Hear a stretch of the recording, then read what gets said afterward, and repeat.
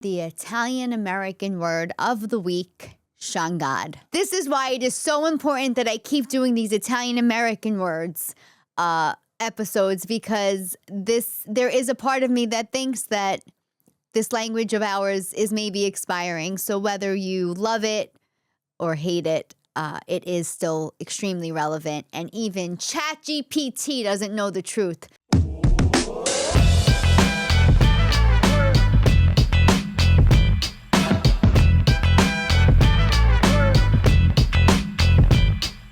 Coffee Talk. Good morning, everybody, and welcome to Coffee Talk, where the coffee and my accent is strong and the talk is real. I hope you guys had a great holiday season. I hope you had a great start to your new year.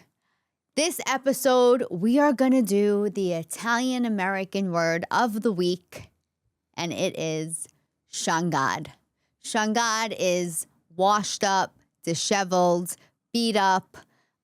Currently, what I look and feel like today, which is why my sunglasses are on indoors, I feel like a mobster. Basically, I am completely depleted. I don't know how you guys felt this December. I'm going to be honest, because I always am. I want to say it was probably the worst holiday seasons I've had in a while, if I'm being honest. And listen, I tell you guys everything on here. I'm an open book. It was really hard. And I'm trying to figure out why.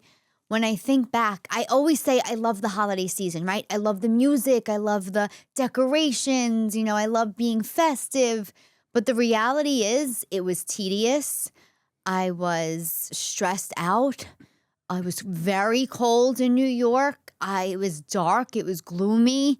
There was some family things that didn't make me so happy and kind of disappointed me, because that's what we do, right? We set these expectations for other people and the other people don't meet them, and then we get upset. And that really is not their fault, right? It's us expecting them to be better than they are.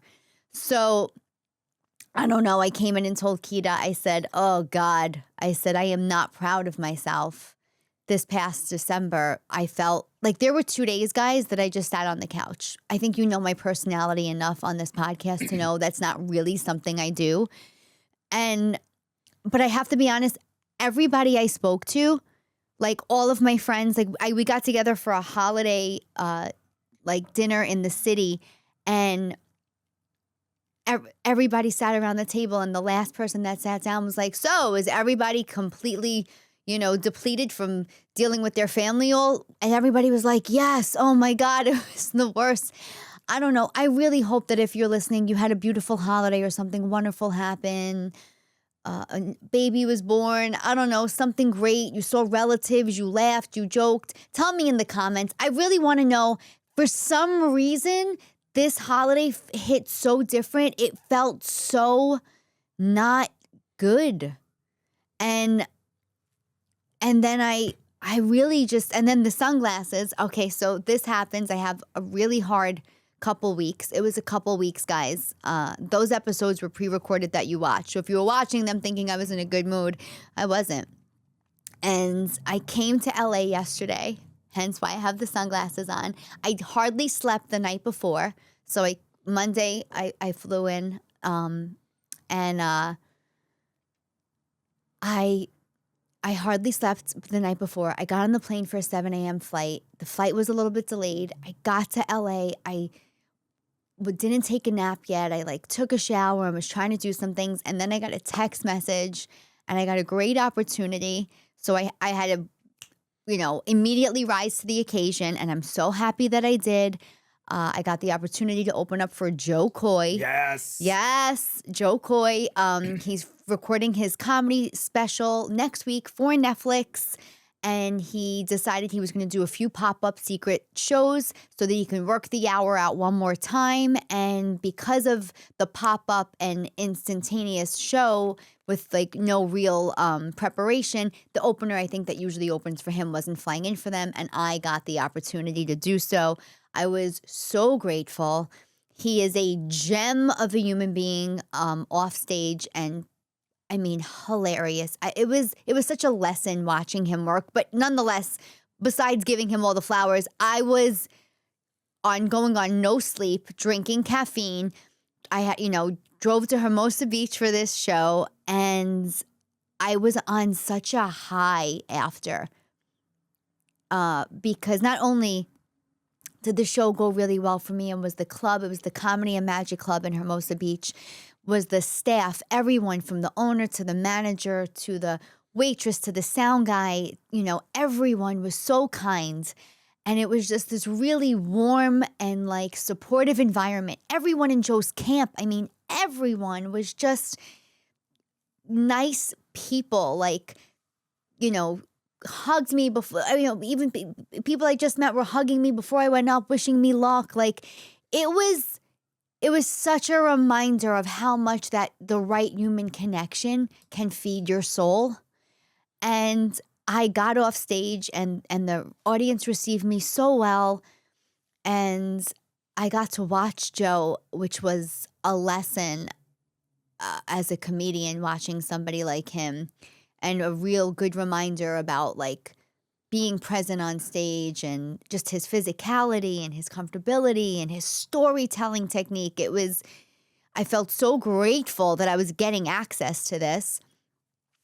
But, naturally after something like that happens, the adrenaline was so high.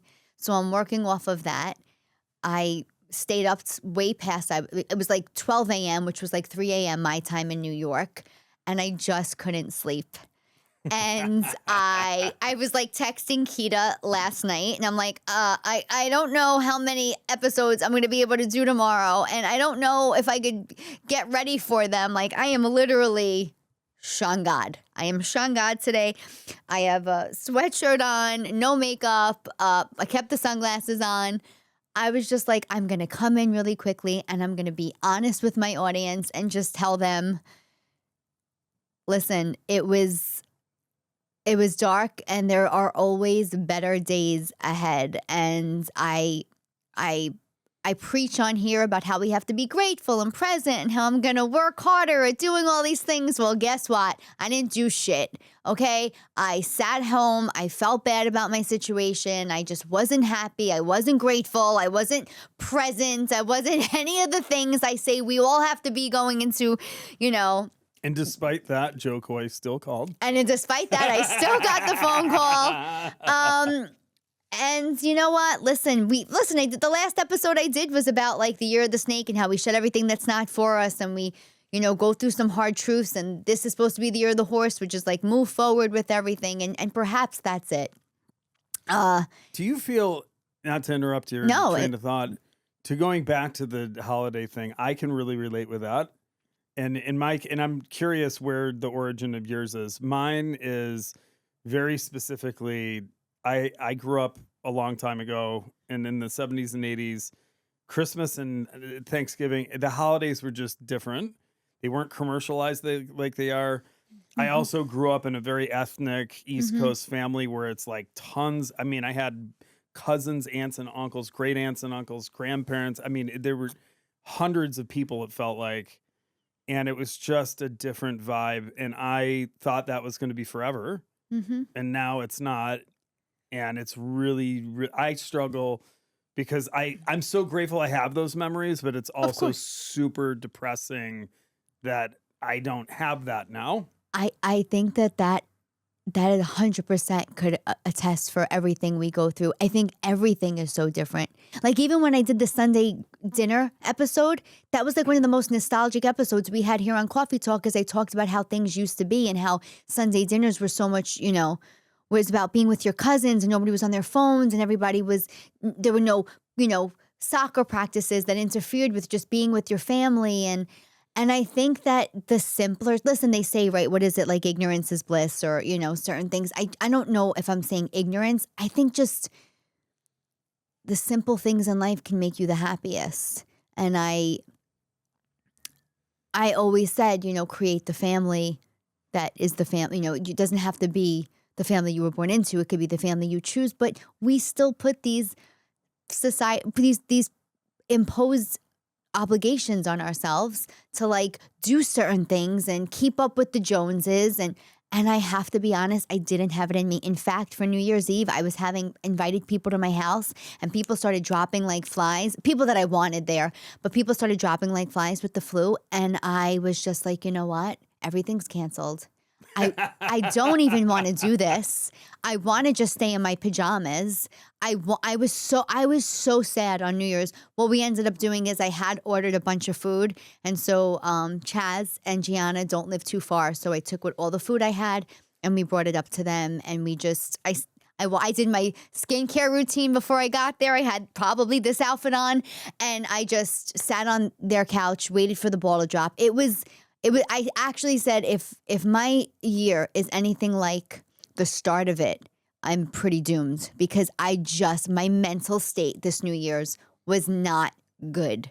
It was not good, guys. I was able to get my act together the week leading up to coming here, and I did feel better. I did have a little more mental clarity, but I said, you know what? Maybe I have to speak to a new therapist, or maybe I need something. Because I don't want to ever get to that again. Like I don't want to ever feel how I felt this past December. And, you know, I didn't want to lie about it on the podcast. I didn't want to say, I hope everybody had a great holiday. And I said, you know what? This is as real as it's going to get. It's going to be me. It's going to be no makeup on. It's going to be sweatpants. It's going to be my sunglasses, like the gangster that I am indoors. I keep my money in a rubber band. No, it was, and then last night was this ultra high, and I said, I want to be good to myself. Like, so I learned the lesson. Normally I would have tried to like fit everything in and do a bunch of podcasts and get ready and then still make it to San Diego tonight because I am opening for Joe again tonight in San Diego. Which is why, I have to leave early today, but I just said, you know what? I want to be honest with you guys. The funny thing is, too, so many people are using ChatGPT, like for therapy or asking like these serious questions. And I said, you know what? Let me ask ChatGPT a few things, and I did. And don't get me wrong, some of the stuff they say, oh my God, it sounds great. But the funny thing is, I was writing the episode for Shangad for today, for the word of the day, and ChatGPT said Shangad was a favor. And I was like, you know what? I never even heard it used in that way. Like if you want to do somebody a favor, you say, can you do me a Shangad? I don't know. It definitely was never a version I ever heard of that word or derivative or the meaning was never, you know, a favor. So to me, it's like, wow. Like if you do go to Google will tell you exactly the way I say it, you know, disheveled, washed up, broken down. But ChatGPT, I'm going to put it in right now, meaning of Shangad. And it says, it comes from now it's giving you a different one. She Shangad me into hosting the party. Now it's saying it's used. It comes from an old term when sailors were kidnapped or coerced onto ships this is, guys. Well, that makes sense. And disheveled, yeah, if you got kidnapped by pirates and didn't have time to prepare for the trip, you'd be disheveled. I got Shangad into helping them move. That sounds like being captured by a pirate, for sure. Who the hell wants to get involved in a move? Guys, this is why it is so important that I keep doing these Italian American words episodes, because there is a part of me that thinks that this language of ours is maybe expiring. So whether you love it or hate it, it is still extremely relevant. And even ChatGPT doesn't know the truth about what Shangad is. Which is me today. You can't handle the truth. Yeah, there you go. GPT. Oh, guys, I really am. Listen, it's not a Misery Loves Company request. If you had a great holiday, please let me know that in the comments. Tell me how or why it was great. And if you didn't, you can be honest too if you feel open enough to write to me or tell me. Like, There is something about this December I never want to experience again. And listen, there's going to be loss and there's going to be hard times and, moments that you can't plan for every holiday to be great. Things happen unexpectedly. People lose relatives unexpectedly, friends. But I really want to know what your holiday was like. I know it's a few weeks ago now, but I never want to get to the place where I was. I don't mind having to look Shangad because I'm opening for Jo Koy. I will wear no makeup and sweats every day of my life if my nights could be the way they were last night. But I do want your honest opinion. Also, yeah, if you are old like us and also East Coast had ethnic backgrounds with tons of family members and now find yourself depressed, if you have overcome this, please tell us what you do to manufacture that same type of feeling, but in the modern world. Like, it'd be interesting to see if people have good ideas. Yeah, it's a great idea. Listen, I'm not going to lie. There aren't going to be, always Jo Koy's opportunities, right? I'm going to have to sustain this sense of gratitude or happiness on my own. But I do wonder, Keita made such a great point because that Sunday dinner episode that I talked about, that was so great. That's how I wanted the holidays to be, where everybody got along and everything it was not that this holiday season for me. In fact, I felt very disappointed, like I said, by some people, by their actions or lack of. So, yeah, I would love to know, like Keita said, what you do if you're feeling that sense of loss or the shift of how things are different and how maybe sad it is that they are. And if you did overcome it or if you didn't, seriously, let us know in the comments. Let's figure it out. Let's talk it out. That's what this podcast is about. It's Coffee Talk. It's me sitting down with a cup of coffee, being as real and honest and raw as I can be with you guys, because this is our time. And I want to be funny, but I also want to be transparent, and I want the counselor in me wants to make sure that you guys aren't just laughing, but that you're happy at your core. And I want that from myself too. So thank you for tuning in today. I appreciate you guys looking at me like this. I'm going to go home and power nap before I do my real makeup. I did shower for you today. Let it be known. I did not shower. I am fully showered and moisturized.